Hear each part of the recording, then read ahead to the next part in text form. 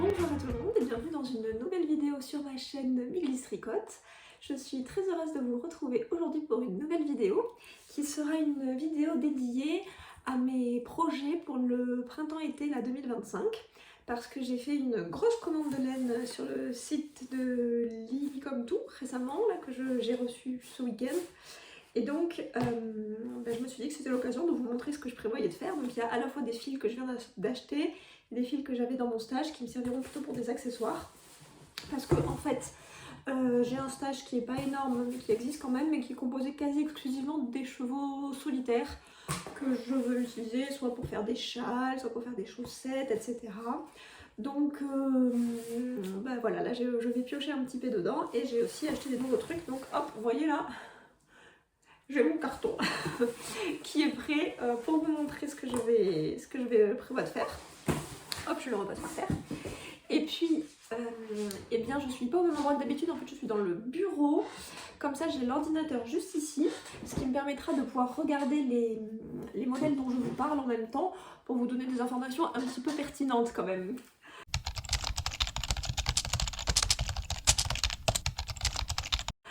Voilà. Donc, écoutez, j'espère que vous passerez un bon moment, que vous pourrez tricoter en même temps que vous m'écoutez blablater et que les projets que je vais vous montrer vous plairont. Donc, je pense qu'il y en a la plupart qui sont connus quand même, hein, parce que notamment il y a pas mal de modèles de Loli l'a fait, puisque comme je vous l'avais dit, pour ceux qui étaient éventuellement avec moi pour ma vidéo de début d'année sur les inspirations tricot pour 2025, en fait, j'ai été abonnée au Patreon de Loli l'a fait pendant un certain temps. Et donc finalement, j'ai accumulé plusieurs patrons à elle que j'aime beaucoup et que je souhaite faire. Et là, pour maintenant, j'en ai prévu 1, 2, 3, 4, j'ai l'impression. Ouais, 4. Donc, écoutez, on se lance, c'est parti. Donc, le premier patron dont je vais vous parler, déjà, c'est un modèle de Loli l'a fait. Et c'est le pull Paris-Brest. Alors, ce que je vous propose, c'est que moi, je vais le mettre là, en fait, hop, sur le bord. Ah, voilà. Et comme ça, ici, je mettrai les photos. Donc, on reprend. Le modèle que je vais vous présenter d'abord, c'est le pull Paris-Brest de Loli l'a fait, qui est donc un pull marinière qui se tricote en fingering. Et qui a donc un magnifique point texturé dans le dos. Et puis ensuite, il y a des rayures comme une marinière, mais qui sont de plus en plus larges au fur et à mesure qu'on descend dans le pull. Et puis la construction, c'est des épaules tombantes, j'ai l'impression. Il y a un col rond assez haut. Donc ce pull là, le patron il est disponible pour le prix de 7,24 € sur Ravelry et il est disponible en français bien sûr vu que Lolita est française. Donc le fil que je vais utiliser pour ça c'est du Knitting for Olive Putty. Donc c'est comme ça, le Putty.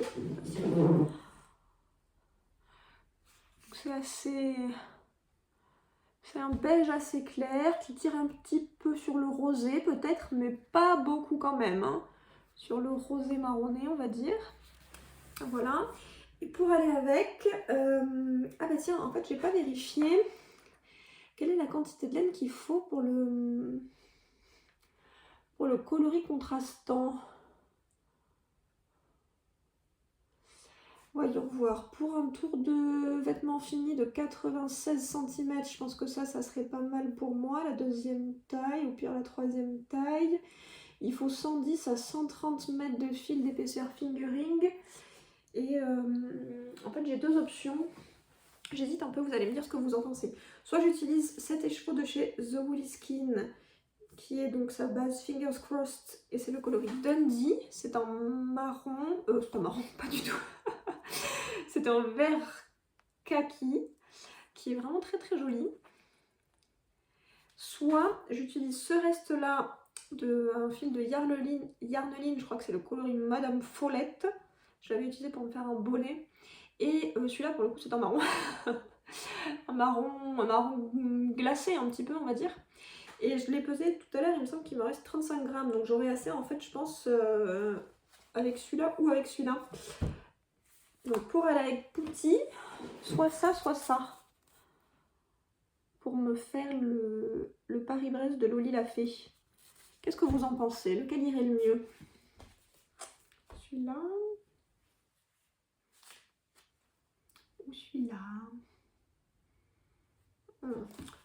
Celui-là, c'est peut-être plus sympa comme harmonie, je crois.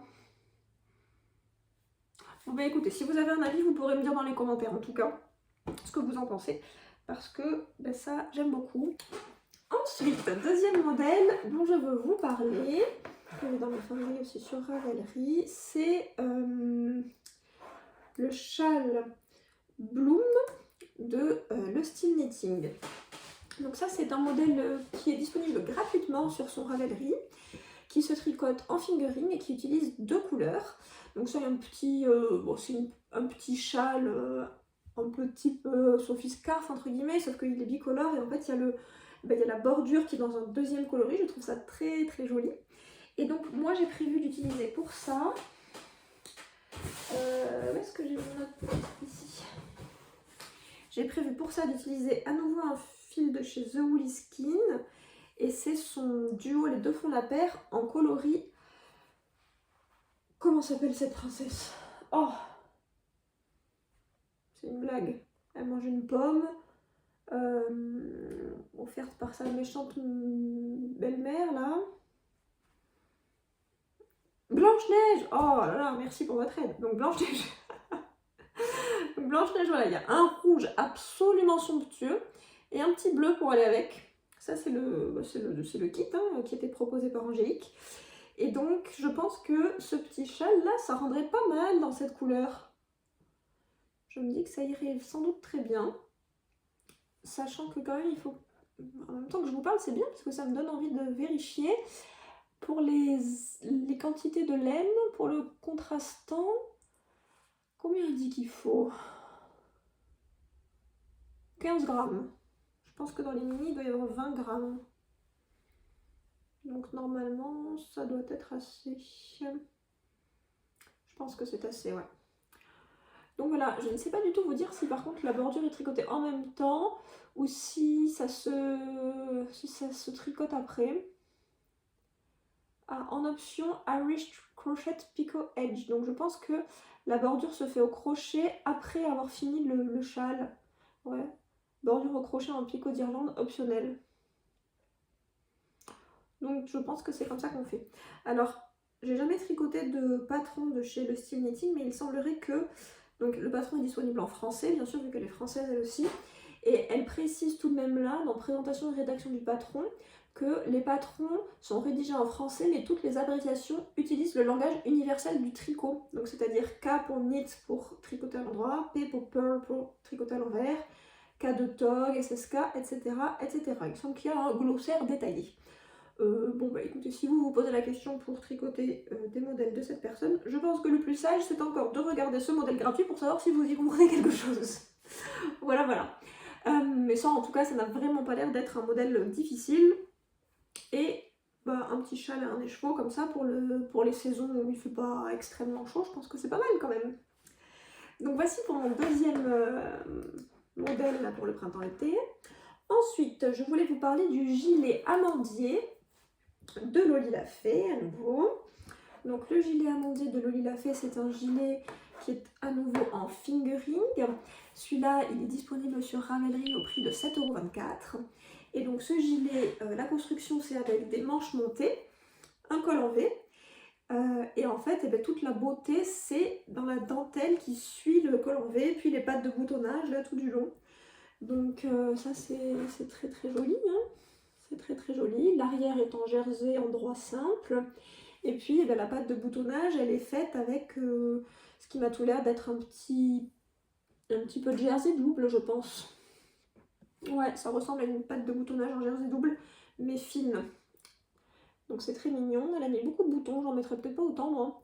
Mais bon, après il faut pas non plus que ça s'écarte, vous me direz. Donc bon. Combien elle prévoit d'aisance positive là-dessus? Elle propose une aisance positive de 3 à 8 cm.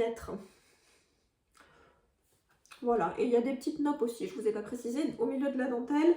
La dentelle elle fait comme des petits losanges en quelque sorte. Il y a des noppes à chaque fois dans les losanges. J'avais fait un modèle une fois de Lolita où il y avait des noppes et j'avais pas beaucoup apprécié sa technique. Donc on verra si là c'est la même technique qu'elle propose ou pas.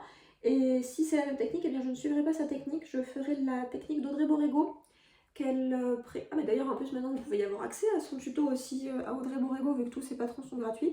En fait j'avais fait un châle, le châle Kilisma de Audrey Borrego dans lequel il y a des noppes. Et j'aime beaucoup sa technique et elle donnait, en fait dans le patron du châle Kilisma, elle met un lien vers une vidéo dans laquelle elle montre comment elle fait.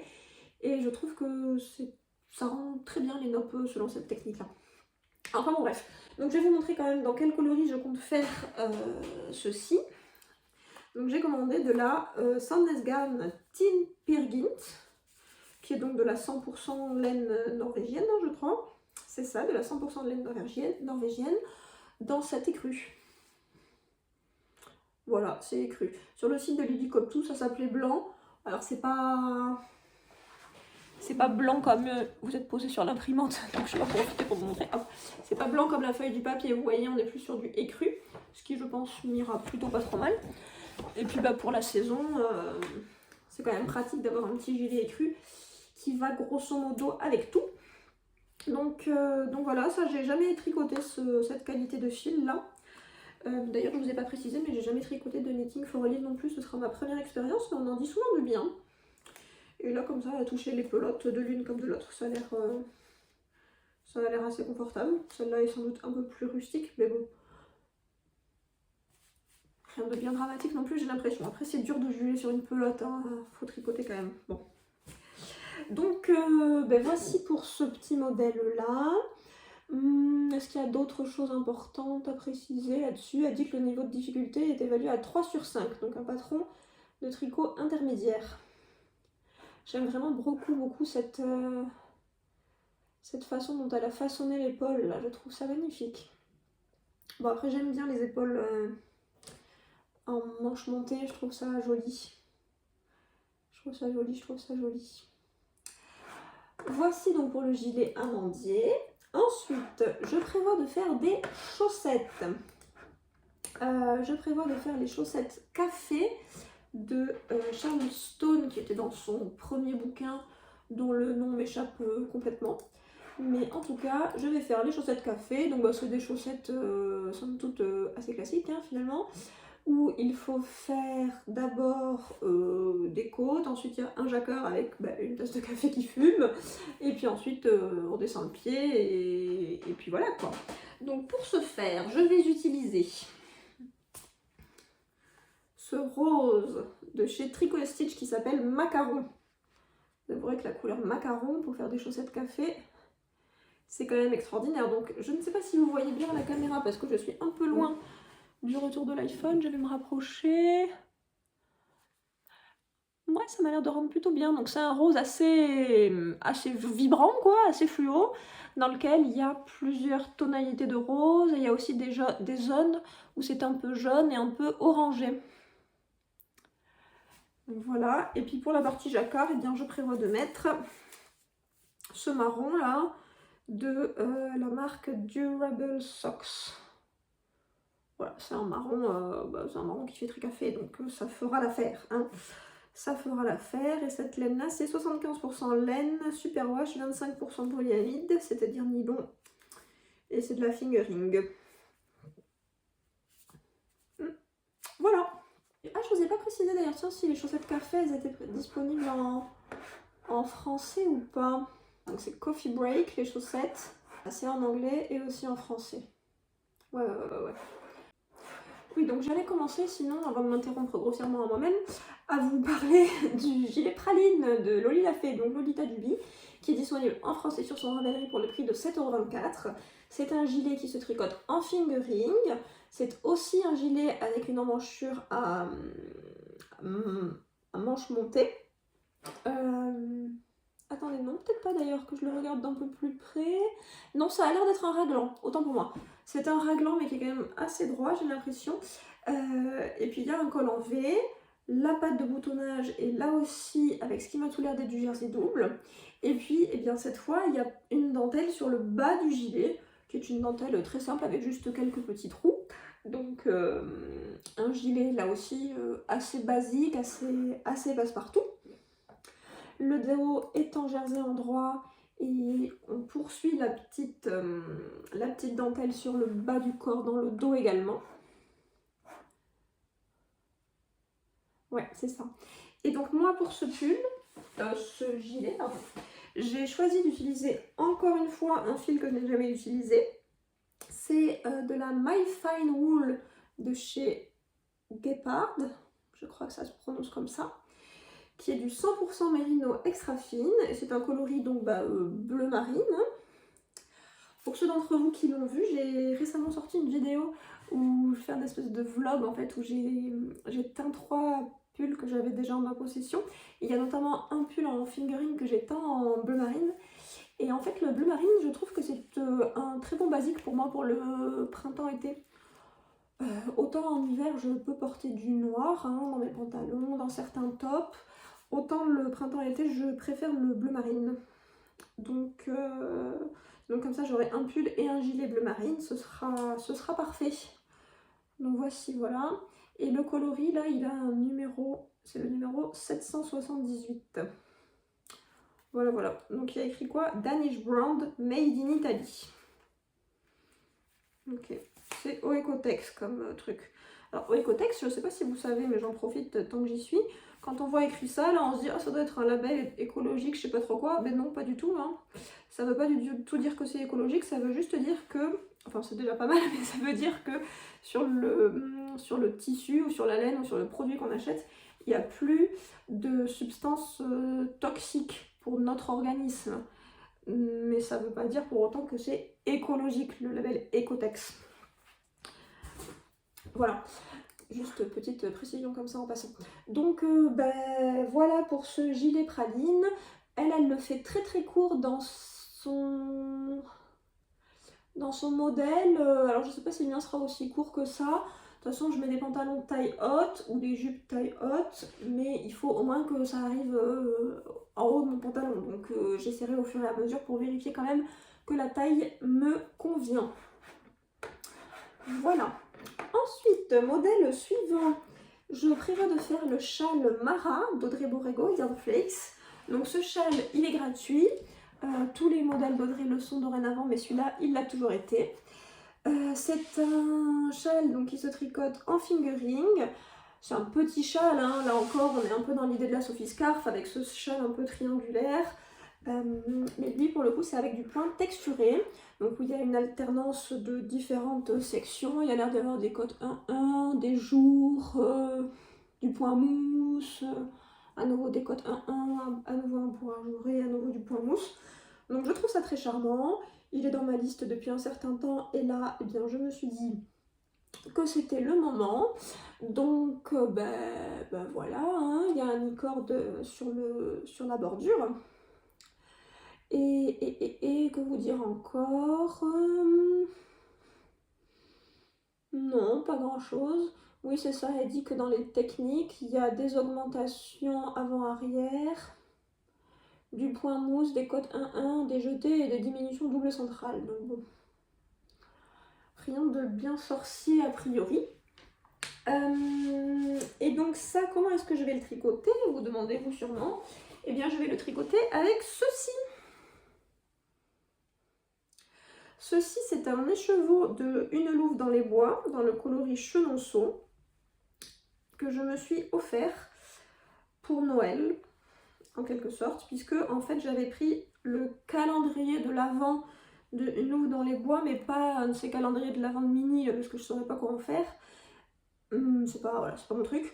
Mais j'avais pris en fait le calendrier week-end, où il y avait 4 écheveaux en tout. Et donc notamment, il y avait celui-ci, inspiré donc par une photo. Attendez, je l'ai à l'intérieur, je vais pouvoir vous la montrer, tiens, parce qu'elle est chouette. C'est chouette de voir la photo d'inspiration, je trouve. Voilà, par une photo du château de Chenonceau. Avec le crépuscule, de toute évidence, vu la tête que ça a. Et donc l'inspiration aboutit à ceci. Je trouve que c'est vraiment réussi. J'aime beaucoup cette couleur là. C'est un espèce de orange un peu brûlé avec des petits speckles bleus. Je pense que ça m'ira plutôt bien là au bord du visage. Ça devrait être pas mal. Donc ça voilà. J'en ai tricoté aucun de ces écheveaux, mais là je prévois d'en faire 2. Je vais vous montrer après. Il y en a un autre que j'ai prévu d'utiliser prochainement. Voici donc pour le châle Mara. Ensuite, prochain ouvrage que je veux faire, c'est le Cumulus Tea de Petite Knit. Donc, Petite Knit, on ne la présente plus, hein. Voilà. Elle fait ce modèle, elle en light fingering, donc la pure soie de Knitting for Olive. J'utilise aussi de la Knitting for Olive, mais pas de la pure soie, parce que en fait, j'envisage pas nécessairement de porter ce t-shirt pendant le printemps-été. Je le vois plutôt comme quelque chose à porter éventuellement en automne-hiver sous mes gilets, quand il fait plus froid que ça. Puisque je vais le faire en fait avec de la Merino de Knitting for Olive dans le coloris Sand, donc sable. Et ce beige qui tire sur le marron jaune un peu. Voilà. Et donc, ben... ouais, pas forcément pour l'été. Donc la construction de du Cumulus Tea, bon, c'est ultra connu, hein, mais c'est un col en V. C'est comme manche... Qu'est-ce que c'est d'ailleurs comme construction de manche? Est-ce que c'est un raglan? Oui, c'est un raglan. Ça m'a tout l'air d'être un raglan. C'est en jersey endroit. La finition autour du col V, c'est un I-cord. La finition à la manche, là en bas, c'est un I-cord aussi. Et sur le bas du corps, voyons voir comment elle finit ça. Eh bien, tout est fini en I-cord apparemment. Donc bon voilà, c'est très beau. Comme toujours avec Petite Knit, ça a l'air d'être super bien taillé, donc ça donne très envie. Le modèle, il est disponible pour 6,98 € sur Ravelry et il est disponible en anglais et en français. Voilà, voilà, il a été tricoté 11 521 fois. Donc je pense que normalement, il n'y a pas de coquille, hein, on doit avoir toutes les informations là-dedans. Voilà, voilà. Bon, je ne m'éternise pas sur ça. Ensuite, autre truc que je veux faire, c'est que je veux me faire des chaussettes du livre 52 Weeks of Socks, parce que ce livre-là, je l'ai depuis un moment et c'est une honte, je n'ai fait absolument aucun modèle à l'intérieur, parce qu'en ce moment, je ne sais pas pourquoi je fais des chaussettes en jacquard quand je fais des chaussettes, et donc c'est très dommage. Pour ça, je vais utiliser ceci, c'est du Bulbe Bizarre en coloris boréal. Voilà, donc c'est un vert vraiment très très flashy. Je sais pas bien pourquoi j'ai acheté ça. Enfin, je sais pas bien pourquoi j'ai acheté ça. Bulbe Bizarre, c'est son modèle économique. Tout est rare. Quand il y a une vente, il faut se précipiter parce que sinon on peut rien acheter. Donc une fois j'ai pu accéder à une vente, du coup j'ai acheté plusieurs trucs et notamment le coloris boréal, qu'il est bien évidemment absolument inconcevable pour moi d'utiliser en bonnet ou en écharpe parce que ça ne m'irait pas du tout et que franchement une couleur pareille, je veux pas la porter ailleurs que sur une chaussette quoi. Donc ça servira pour faire des chaussettes et ce sera très bien puisque de toute façon c'est un fil chaussette, hein, je pense, cette base là. J'ai l'étiquette ici, c'est ça, sock super fine, 85% mérino superwash, 15% nylon, 400 mètres pour 100 grammes. Excusez-moi, j'ai cru que ça sentait un peu le parfum, mais non pourtant. Non, ça sent normal. Ça sent normal, ça sent normal. Donc voilà pour Boréal, ça va devenir une paire de chaussettes là pendant le printemps-été. Probablement plutôt pendant l'été d'ailleurs les chaussettes parce que c'est vraiment des trucs de toute petite taille, donc au moins comme ça j'aurai pas chaud à mes genoux. Voici. Ensuite, prochain ouvrage que j'ai mis sur ma liste pour le printemps-été et pour lequel j'ai acheté du fil, c'est le 9 PM Tank de Tiffany Tie, qui est disponible sur Ravelry au prix de 7,50 €, qui n'est pas disponible en français, par contre c'est en anglais. Donc comme vous pouvez le voir sur la photo, c'est un débardeur avec des bretelles, des bretelles assez fines, ensuite une encolure qui est plutôt carrée. C'est un jersey en droit tout à fait simple. Et voilà, donc ça aussi c'est un peu comme la Cumulus Tea. Mon idée c'est de le faire pour l'avoir à l'automne-hiver sous mes gilets ou sous mes pulls. Et donc pour ce faire, j'ai acheté ce fil de chez Guépard dans My Fine Wool à nouveau, qui est un marron chaud. Le coloris, c'est le numéro 164.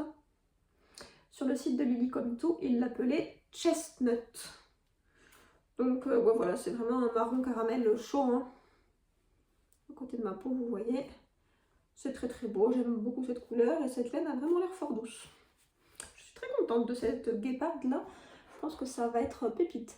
Et ce projet là, enfin cet ouvrage là, le 9 PM Tank, Il a été tricoté pas mal de fois, il y a 204 projets quand même sur Ravelry. Il y a plein de... Bon, il y a plein de photos de gens qui le portent, ça a l'air toujours d'aller plutôt bien sur les gens, donc je pense que le modèle est plutôt bien taillé là aussi. Donc bah voilà, ça je pense que c'est pareil, je le ferai peut-être plutôt quand il fera un peu plus chaud. Là je vais commencer par faire les gilets, les pulls que je vous ai montrés, puis ça viendra à la fin.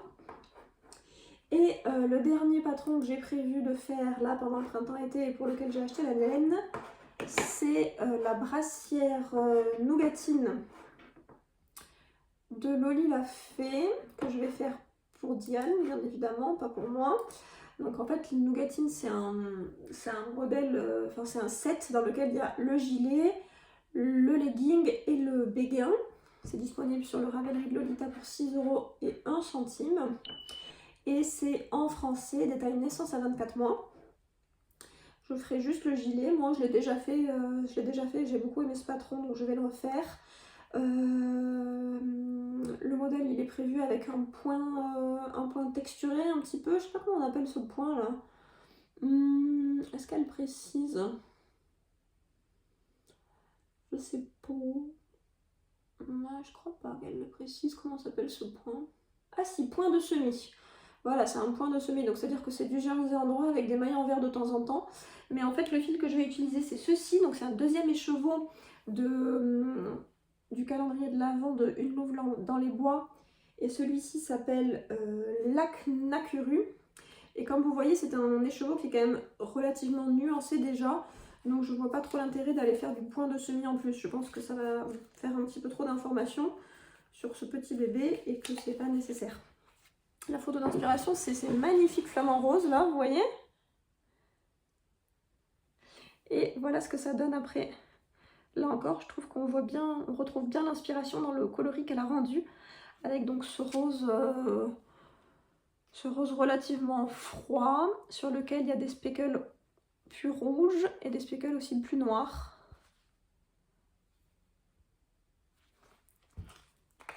Voilà. Donc ça c'est tous les modèles que je vais faire dans les prochains mois, pour lesquels j'ai déjà les laines. Alors j'ai pas forcément acheté les patrons encore, mais en tout cas j'ai déjà les laines. Et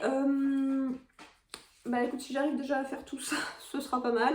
Et si j'arrive à faire tout ça et que j'ai encore du temps et du cerveau disponible pour faire autre chose, on n'est vraiment pas à l'abri que je fasse des achats chez Lise Taylor, parce que alors, je suis complètement en amour dans son coloris coquelicot là, qu'elle a appelé Red Poppy je crois. Et aussi sur son coloris prune, enfin bon, j'adore tout un tas de coloris chez Lise Taylor. Et je me verrais bien faire le gilet, les Posy de Marzena la tchèque, que je trouve extrêmement joli. Alors lui par contre il peut être vraiment difficile à faire, il y a beaucoup de dentelle, mais il est très beau. Et j'imagine très bien ça avec le Merino Soie de Lise Taylor. Ouais, soit dans le coloris Red Poppy, soit dans quel coloris encore? Attendez, je vais vous dire tous les coloris que j'aime chez Lise Taylor. Oh, d'ailleurs, là, j'ai vu tout à l'heure sur Instagram, elle fait une collaboration avec une personne dont j'ai complètement oublié le nom, que je ne connaissais pas. Et elles vont faire un tissu là, mais il est absolument somptueux avec des grosses fleurs rouges. Oh, ça a l'air magnifique. Bref, revenons à ce que j'essayais de vous raconter, à savoir les laines et les coloris de laine chez Lise Taylor que j'adore. Il y a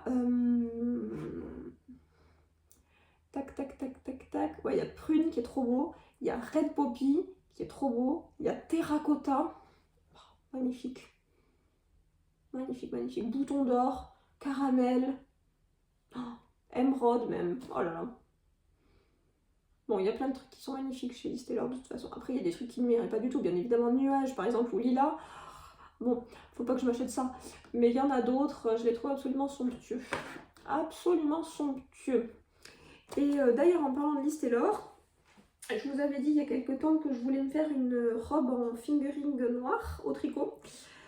J'allais presque me lancer là, j'avais acheté la laine, j'avais choisi le patron et tout, j'étais prête à débuter. Et puis sur une des dernières vidéos de Lise Taylor, sur les coulisses de son entreprise, elle a dit qu'elle allait sortir un patron de robe en fingering Donc j'attends l'automne de voir à quoi ressemble leur modèle parce que j'aime vraiment beaucoup aussi les coupes des patrons de couture qu'ils proposent.